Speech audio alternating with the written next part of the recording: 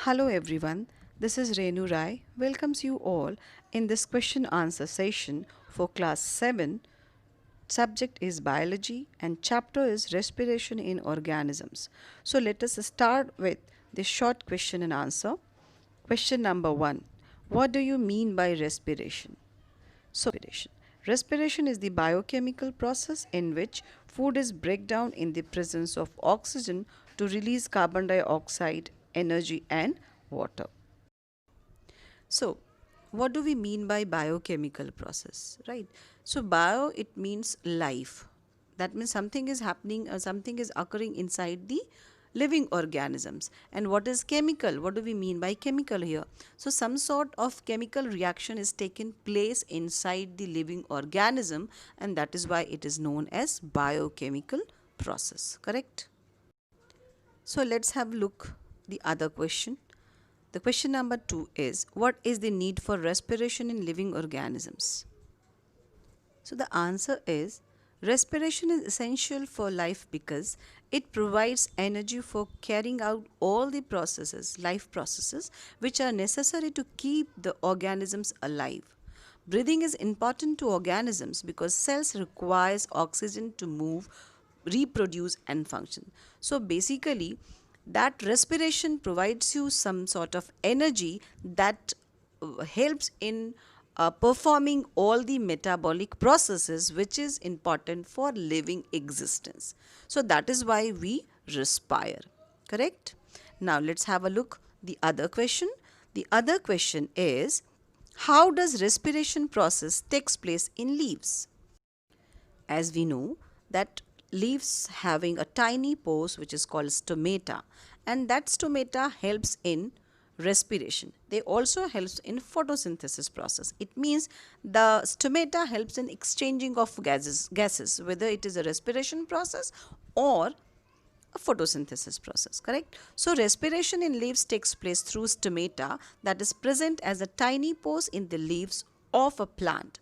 Oxygen gets diffused in stomata and reaches other cells of the leaves, and that is how they perform their metabolic activities. So the carbon dioxide produced in the process of respiration also gets diffused with stomata and move out of the leaves. So that is the answer. That is how respiration takes place in leaves. Let me show you the picture or the diagram of stomata. So student, this is the stomata. As you can see, this pore is stomata, and that stomata helps in exchanging of gas. This is stomata open and this is stomata which is closed. So stomata is open during the daytime and during night it is closed, right? Next, the other question. What is diaphragm? So diaphragm is basically a dome-shaped muscular organ located below the lungs, is the major muscle of respiration. It is a large dome-shaped muscle that contracts rhythmically and continually.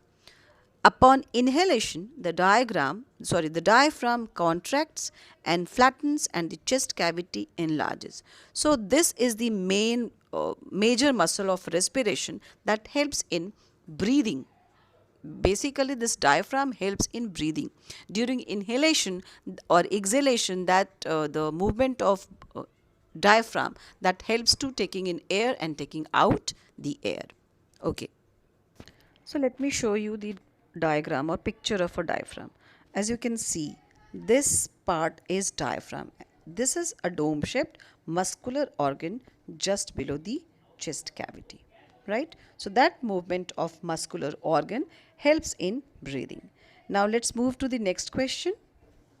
And the question is, define aerobic and anaerobic respiration.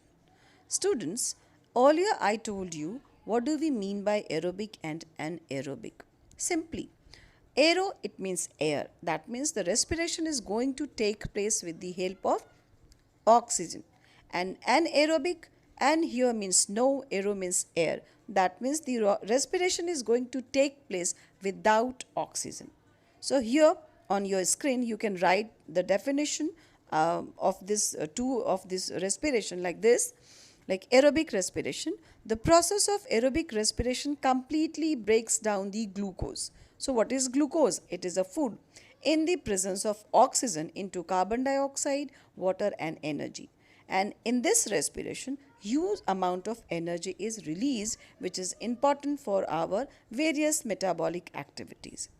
On the other hand, anaerobic respiration incompletely breaks down the glucose in the absence of oxygen into lactic acid, ethyl alcohol, and less amount of energy.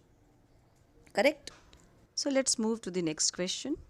What is the similarities between breathing in an earthworm and frog? So basically both of them they breathe through the moist skin. Their moist skin is specially designed with tiny blood vessels which is called capillaries near the surface to help diffuse oxygen in and carbon dioxide out. So as we know that earthworm uh, having cutaneous respiration.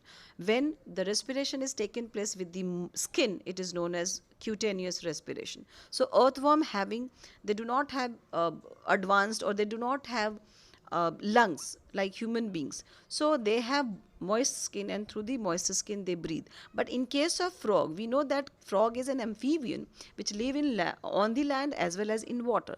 So during water, when they are in the water they do have moist skin. Actually frogs major part of the time of their life they breathe through the moist skin.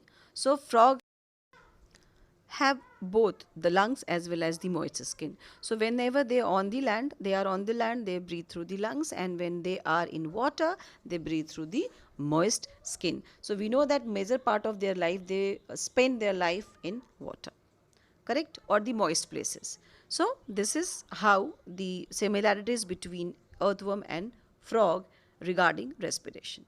The next question is, how is breathing similar in a fish and a tadpole? So here is the answer. Fish breathe in water using gills. Water flows across the gills and blood is allowed to exchange oxygen and carbon dioxide.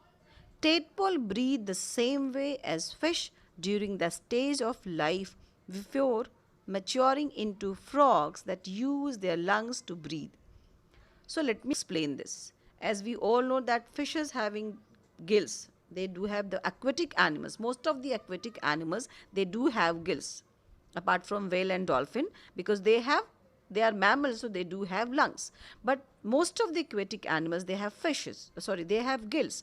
So they breathe through the gills, as they do have blood capillaries around them. When the water goes into that through that blood capillaries, oxygen is kept or oxygen is chosen for respiration, right?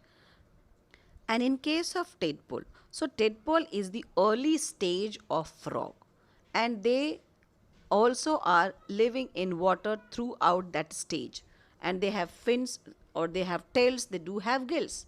So in tadpole, gills are developed at that stage, so they also breathe through the same way how fishes breathe. But when they become mature or adult frog, the lungs develop, and through that lungs they breathe. Now let's the another question. How do gills help in respiration in aquatic organisms? Here is the answer. Respiration in fish takes place with the help of gills. As just we have talked about, most fishes possesses gills on either side of their head. Fish take in oxygen rich water via their mouths and pump it over the gills. When water moves over the gill filaments, the blood within the capillaries network takes up the dissolved oxygen and they break down the food to release energy, and hence the respiration completes in fishes or in aquatic organisms. I hope you all understand what are the all question and answer. So do write in your copy, learn it. Okay. Thank you very much.